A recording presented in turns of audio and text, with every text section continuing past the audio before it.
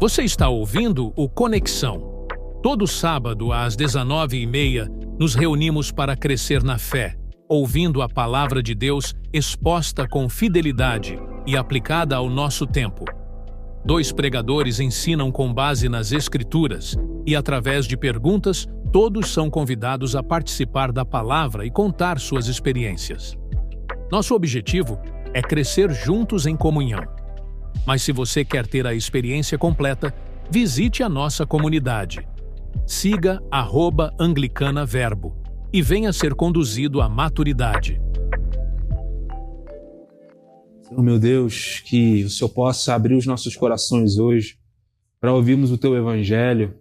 Que o Senhor possa nos ensinar nessa noite a sermos pobres de espírito, Senhor. E que a gente possa sair daqui entendendo o que é a verdadeira felicidade na Tua presença. Nós te agradecemos por aqueles que o Senhor trouxe aqui nessa noite para ouvir essa mensagem e que o Senhor possa, Senhor, abrir o coração de cada um aqui, a começar pelo meu, para nós ouvirmos a Tua palavra, ressoarmos os nossos corações e sairmos daqui para praticar, Senhor, essas verdades que hoje nós vamos discutir, aprender e celebrar, Senhor. Eu te agradeço por tudo que o Senhor tem feito. Em nome de Jesus, amém. Gente, então, hoje a gente vai ter, o nosso tema, nossa série Felizes os Infelizes. A gente fala muito sobre felicidade, sucesso, realização. E claro, eu não tenho uma visão negativa dessas coisas, eu acho importante nós termos sonhos, mas talvez no nosso mundo evangélico, na nossa experiência de vida cristã, foi vendido para a gente que Deus tem alguma coisa a ver com todos os nossos sonhos. Inclusive, essa semana, viralizou um pregador muito famoso, e ele falando assim, olha, meu irmão, se Deus deixou você pensar, se Deus deixou você imaginar, se Deus deixou você tocar, se Deus deixou você experimentar, Ele vai te entregar. Aí a gente começa a lembrar ali de Eva, começa a lembrar de Davi ali com Batseba, a coisa fica meio estranha, de lembrar de Moisés, E muitas das vezes a gente é vendido assim porque é fácil. É muito fácil a gente chegar aqui e falar para vocês, gente, todos os sonhos de vocês vão ser realizados. Mas a pergunta que a gente tem que ser feita não é que a gente não deve pedir para o Senhor realizar nossos sonhos, mas se Ele não realizar, a gente continua com Ele? Acho que essa é a principal pergunta. Eu vi muitas pessoas comentando sobre esse pregador e falando, olha, mas e Moisés, que viu a Terra Prometida e Deus não deixou ele chegar na Terra Prometida? Ou no caso que ele falou de experimentar, e Davi, que Deus permitiu que ele visse aquela mulher, adulterou com ela, Mas, na verdade, isso toca, eu acho, muito no superficial do problema. Porque o verdadeiro problema quando nós ensinamos isso para as pessoas, a gente está, na verdade, talvez criando a oportunidade para Satanás romper a fé dessa pessoa. Porque a verdade é o seguinte, Deus não vai realizar todos os nossos sonhos. E quando vendo isso não acontece, a pessoa fala assim, me enganaram. E a culpa recai ainda sobre a igreja, sobre o cristão. Eu tenho certeza que ou aconteceu com vocês, ou vocês viram acontecer. Pessoas que se afastaram da igreja, que não tinha nada a ver com o evangelho, nada a ver com a Bíblia, mas com coisas que foram vendidas para elas e que são coisas falsas. Então, o que a gente vai fazer aqui a partir dessas semanas, até a nossa inauguração a gente vai ficar nessa série, é a gente refletir com maturidade para a vida real. Então, a gente vai sair daqui, a gente vai ter os clientes, a gente não sabe se a semana que vem vai ser uma ótima semana de trabalho ou se vai ser uma semana péssima.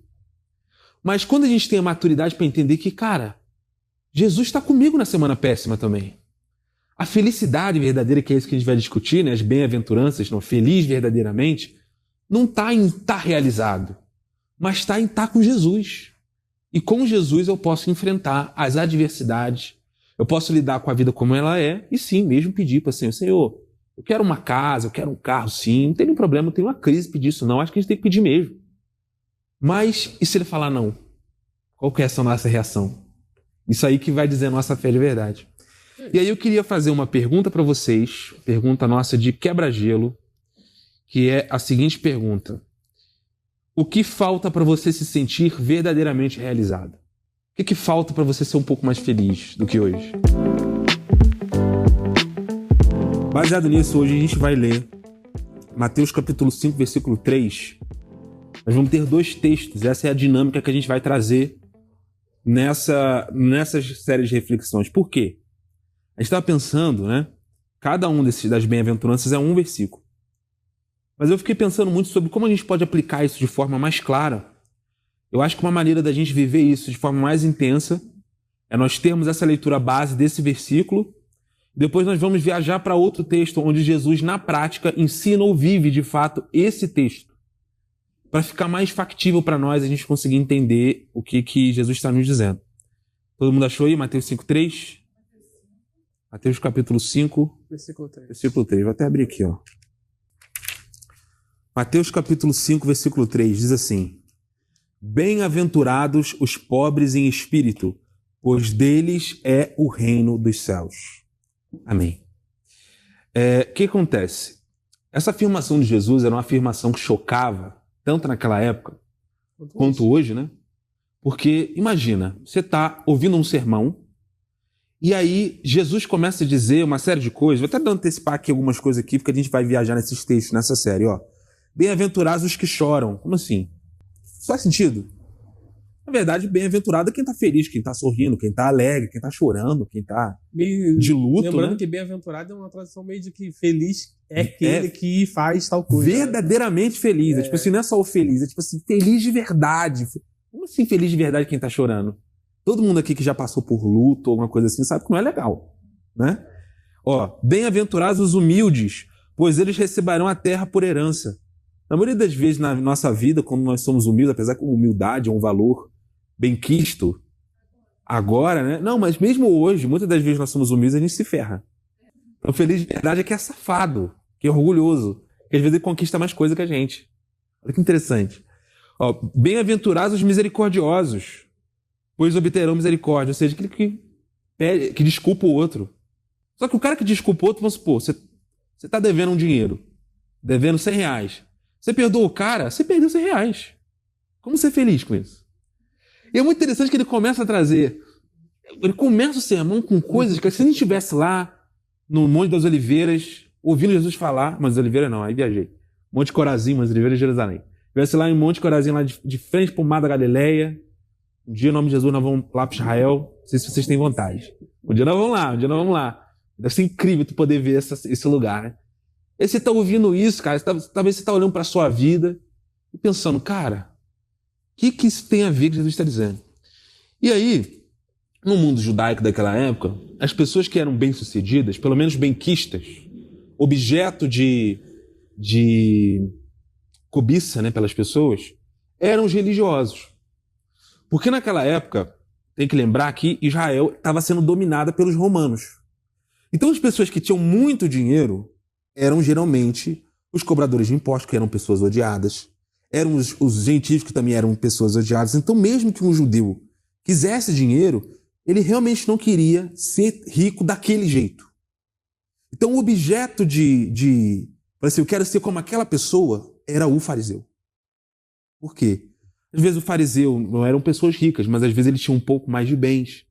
Ele era um homem de Deus, ele era um homem assim, você precisava de um conselho, você ia na casa dele como se fosse um pastor, né? E aí ele era um homem benquisto pela sociedade, ali era o seu alvo, ali era a visão de sucesso que as pessoas tinham.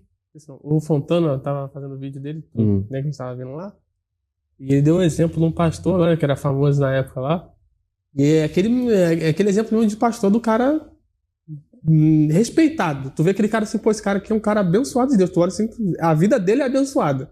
Isso. Tu sabe aquele pastor que tu fala assim, caraca, eu te acompanho ele, tu fala, caraca, esse cara tem uma vida abençoada. Tu vê que ele prospera, ele é uma pessoa direita, é fariseu, é uma pessoa assim.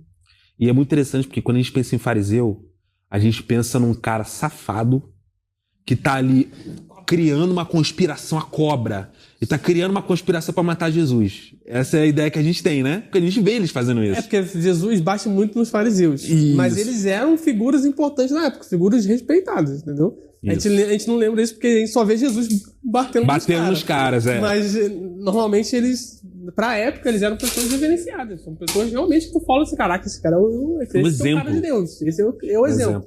É tipo aquele pastor, aquele padre que a gente fala, cara, esse aí é homem de Deus. Isso é a visão de sucesso e de pessoa que é incrível.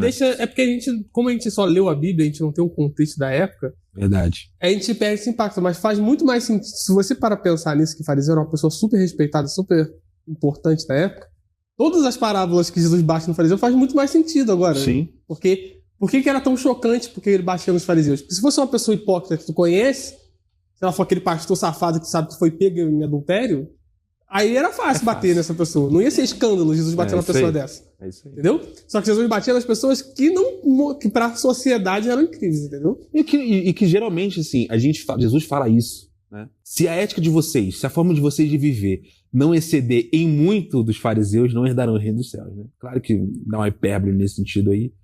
Mas realmente o fariseu, cara, ele era um cara que ele vivia, assim, bem. Ele era um cara que ele fazia as coisas direitinho, por mais que tenha ali alguns que Jesus pega na hipocrisia, né? Mas eram pessoas que eram um exemplo. Tinha, por exemplo, Nicodemos, né? Que era um fariseu. Sim, tinha Nicodemos, tem José de Arimateia, nem todos os fariseus são vilões no Novo Testamento, né?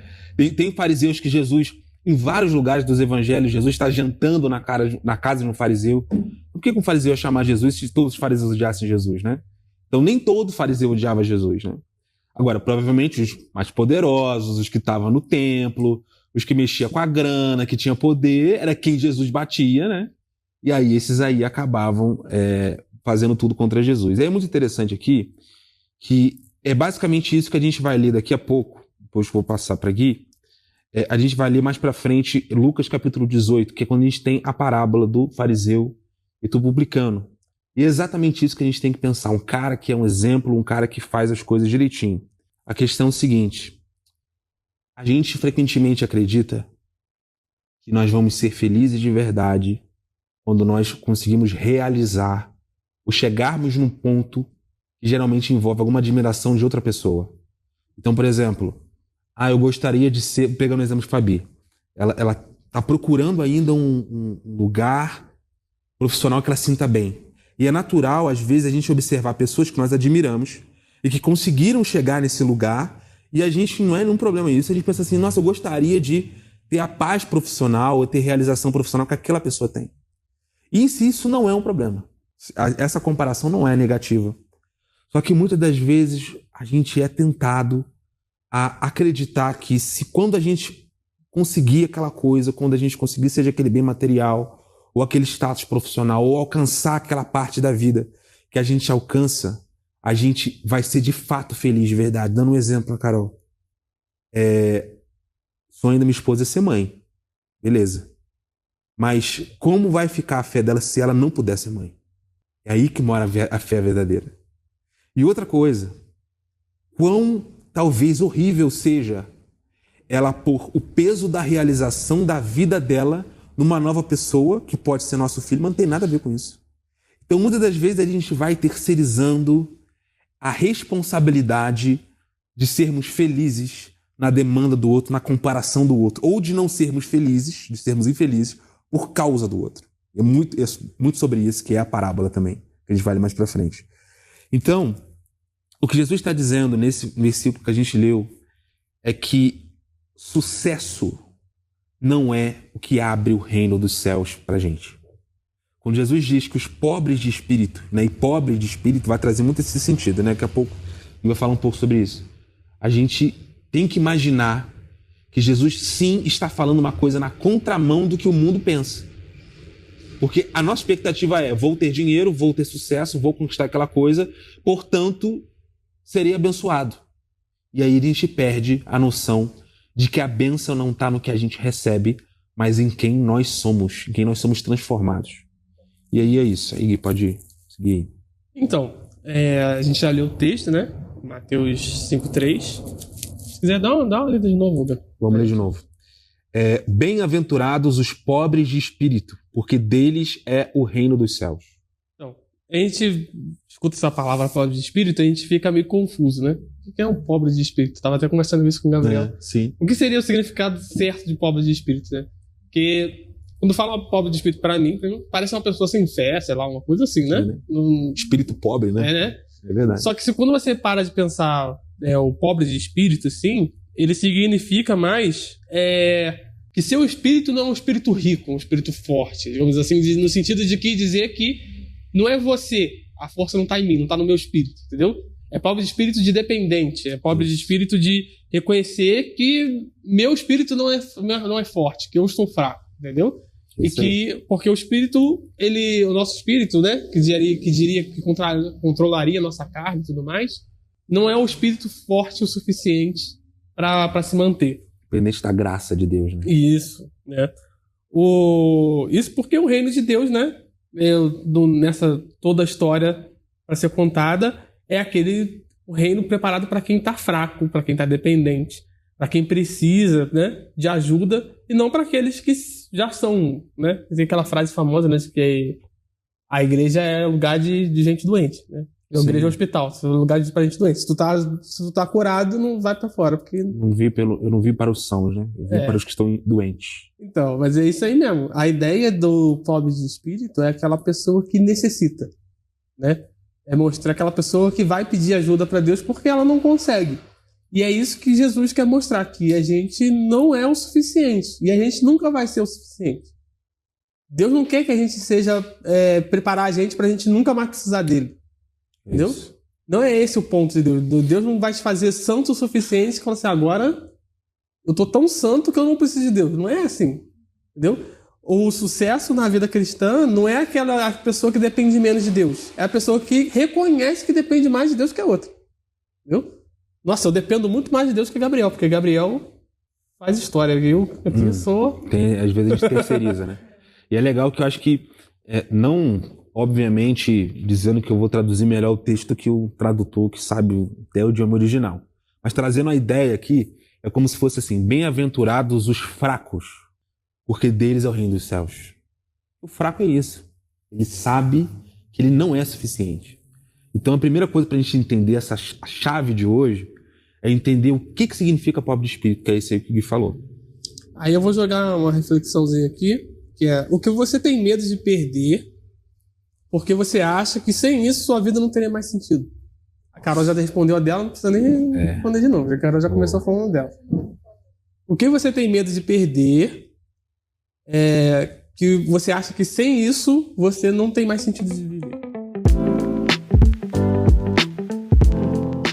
Essa pergunta, ela revela os potenciais ídolos que a gente pode ter. Ou seja, as coisas mais perigosas que têm potencial de tirar a nossa fé em Deus. Porque se a gente perde aquela coisa e ela não vai nos dar um dano assim tão radical, é nesse momento de fragilidade que Satanás tenta tirar a nossa fé. E é muito interessante porque é isso que Jesus está dizendo aqui.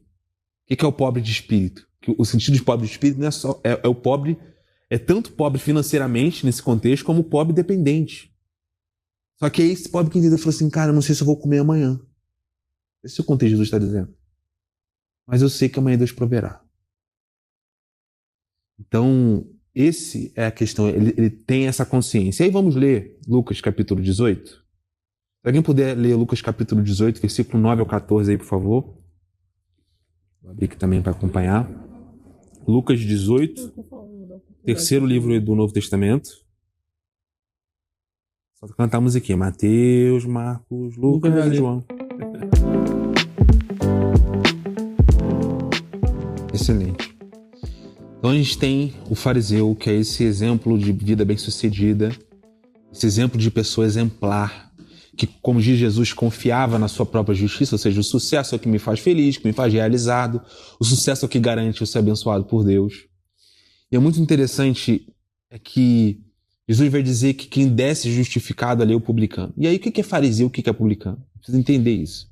Como eu já expliquei, fariseu, no nosso contexto, certo é a gente imaginar aquele pastor que é exemplar. São pessoas religiosas, assim, que são 10. Os caras são muito bons mesmo. O cara lê a Bíblia todo dia, ora todo dia, tem uma vida exemplar, nunca fez nada errado. A gente tem a tentação de ler esse texto como se o fariseu estivesse mentindo. Ele começa dizendo, eu faço tudo, eu dou o dízimo daquilo, eu faço não sei o quê. E a nossa tendência é pensar assim, ele está sendo hipócrita. Mas não. Jesus trouxe uma história excelente porque ele está dizendo uma pessoa que realmente vive isso. O cara vive sinceramente. Ele realmente fazia aquilo ali porque ele amava Deus. Tanto que Ele não fala assim, eu sou bom demais e por isso eu conquisto a salvação e a graça. Ele fala assim, não, graças te dou, ou seja, ele está dizendo que ele só tem aquilo ali porque Deus deu. É que se você parar pra pensar, essa oração pra gente, depois de ter escutado muito, tá acostumado com a Bíblia, parece esquisita. Mas não é uma oração esquisita. É porque é uma oração, tipo assim, vamos supor, você tá passando na Cracolândia da vida. Aí tu vê um cara lá todo drogado no chão, tu fala assim, poxa Deus, muito obrigado por ter me dado sanidade, pra não ficar assim, pra não ficar jogado. Muito obrigado por ter cuidado de mim durante a minha vida. É essa oração. Não é uma oração. Isso. Não é uma oração tipo assim, nossa, esses caras aí, ainda bem que eu não sou esses caras. Não é só assim, entendeu? É uma oração de tipo assim, obrigado Deus por ter cuidado de mim e não ter virado essa pessoa.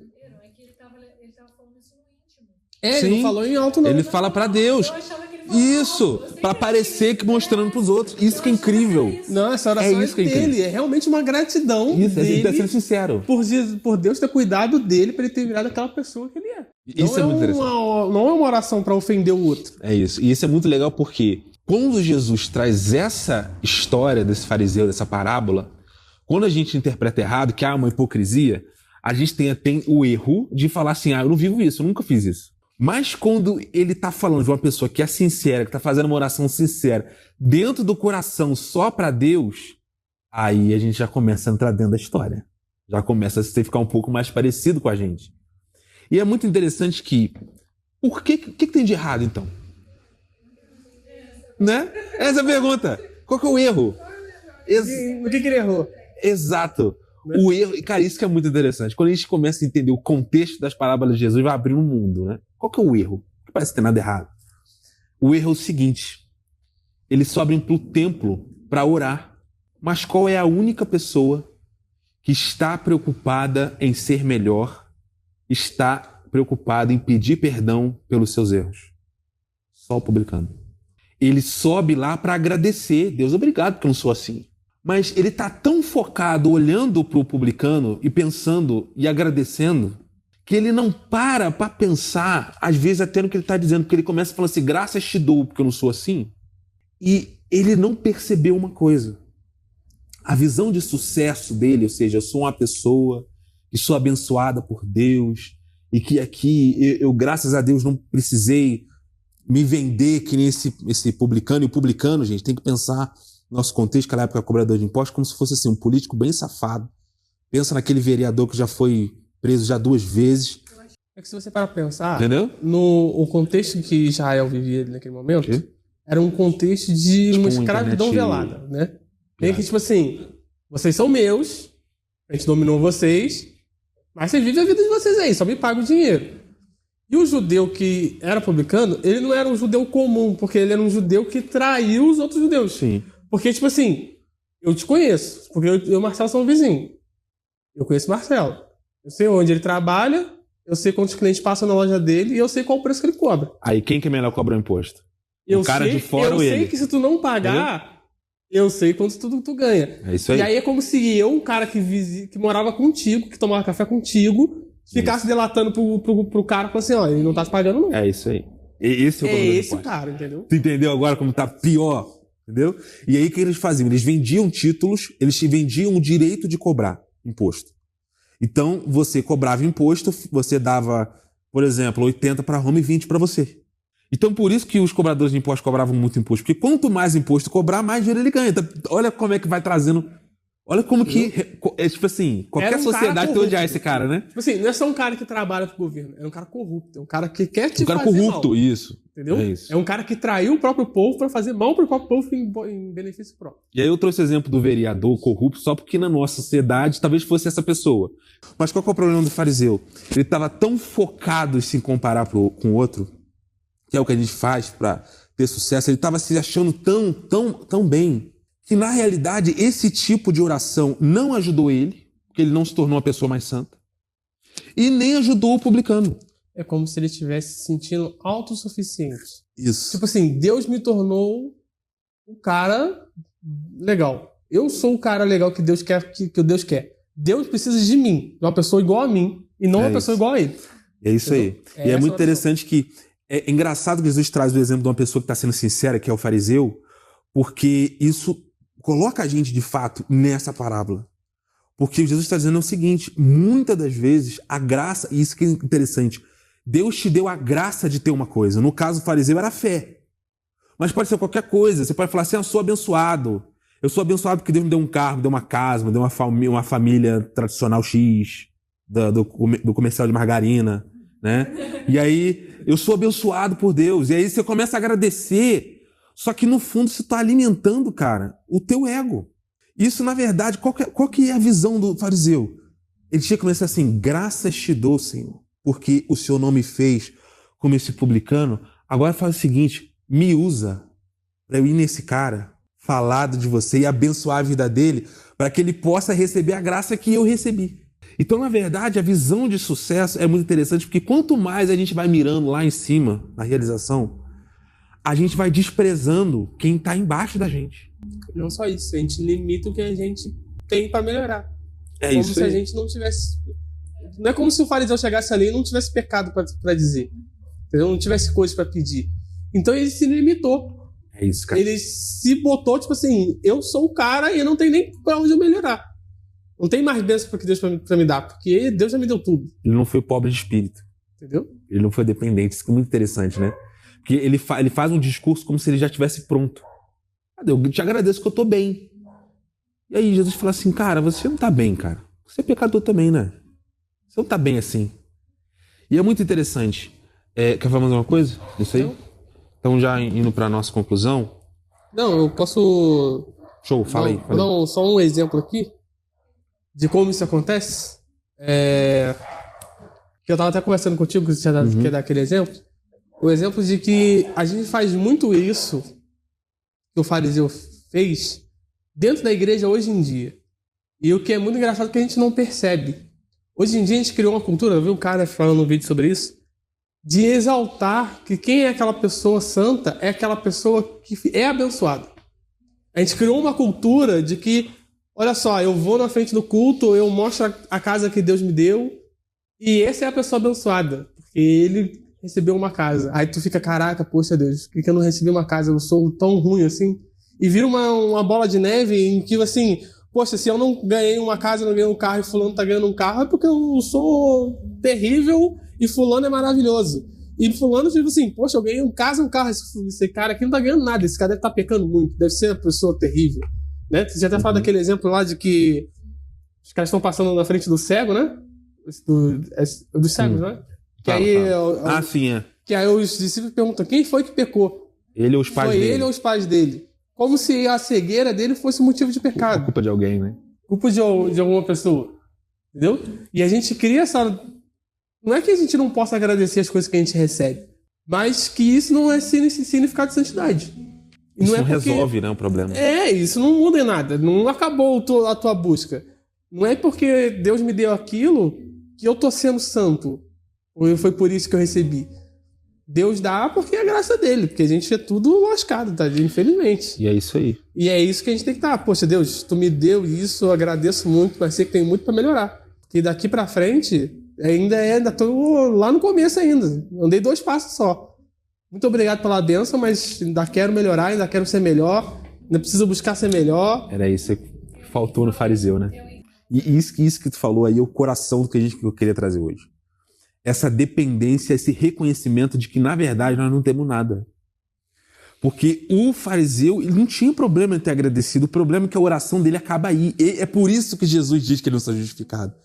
Porque ele não parou para pensar que a graça ainda podia transbordar mais nele. Ele pensou assim, tô bem aqui.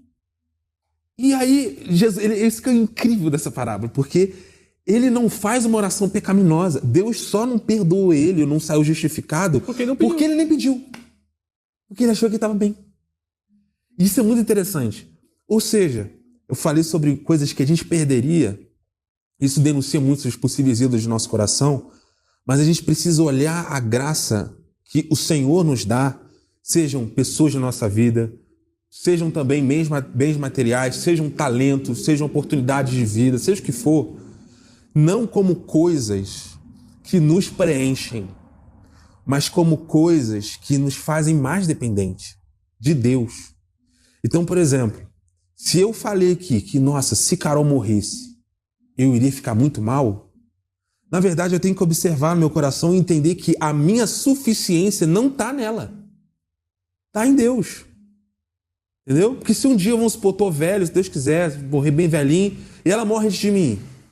Não parece, mas é que a gente tem a impressão assim, de que, por exemplo, se eu perdesse isso hoje, eu falei, caraca, só Jesus na minha causa para poder me aguentar nesse momento. Só que eu preciso de mais de Jesus com Cícia do que sem ela. Porque eu tenho que ter Jesus por mim e por ela. Ah, é verdade. E quanto mais a gente tem, mais de Jesus a gente precisa. É isso aí. E é por isso que a gente vê tanto rico fora da graça de Deus. É isso. A gente vê tanta gente, pastor, que tem tudo, que é um cara sucesso, caindo em escândalo. É isso aí. Porque quanto mais a gente tem, mais a gente precisa. Muito bom. Entendeu? Eu não tinha pensado nisso aí. É nesse ponto que a gente tem que chegar. Aqui, o fariseu ali, ele precisava mais de Jesus do que o publicano. Exatamente. Porque ele tinha mais. E com a graça ele tinha mais, e mais caiu o peso sobre ele. E essa visão de mordomia, essa visão de que, na verdade, o fariseu, ele não usa o que ele recebeu para curar aquele publicano, para salvar a vida daquele cara, para chegar e dar um abraço no cara, entendeu? Exatamente. Então, assim, isso que é interessante, ele guarda para dentro dele, no mundo religioso, no sistema religioso, a gente é ensinado a fazer dessa maneira, a gente guarda e internaliza aquela bênção pra gente, e na verdade a gente não entende que aquela bênção não só é para nos fazer mais dependente, porque nós podemos sofrer mais tentações por causa dela também, como no caso do fariseu, que até a fé do cara era uma tentação para ele, né? Curioso. E na verdade entender que o Senhor também nos chama a compartilhar desse dom. E é por isso que a gente precisava falar hoje sobre o que é ser pobre de espírito. Porque Jesus hoje chega para vocês e fala assim, meu filho, você não é suficiente. O que eu te dei não é suficiente. Eu sou suficiente. Mas o que você recebe de mim, você recebe durante a sua vida. Então não existe um momento que a gente tem tudo, só no céu. Lá a gente vai ser, o copo vai estar totalmente cheio, né? Então é isso, a gente precisa, na verdade, olhar e não colocar as nossas esperanças no sucesso. Colocar nossas esperanças naquilo que a gente quer conquistar, naquilo que a gente quer realizar. Mas, na verdade, colocar a nossa verdadeira felicidade na dependência de Deus. Porque na vida real, nós não seremos perfeitos, nós não seremos como esse fariseu. Né? Na vida real, a gente vê nossas falhas, vê nossos problemas.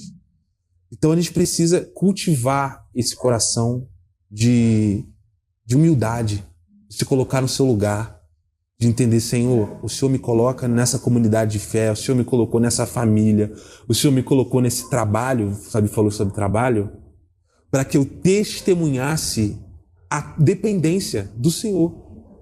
Isso significa que, se Deus quer a nossa dependência, nós precisamos eliminar dentro do nosso coração a necessidade de sermos autossuficientes e bons em tudo. E termos um coração de aprendizado. Então aqui na igreja a gente não sabe tudo, na nossa família a gente não sabe tudo, no casamento a gente não sabe tudo, no trabalho a gente não sabe tudo. E isso nos dá a humildade de reconhecer que, sim, o Senhor já nos abençoou, o Senhor já nos fez viver coisas incríveis.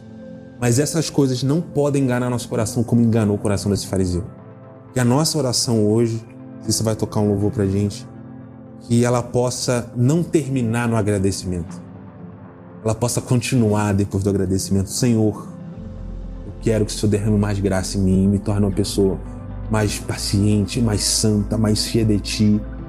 Porque eu reconheço que assim como esse publicano, eu mesmo cheio dessa graça, faço a mesma oração do publicano. Eu não sou digno nem de estar aqui, Jesus.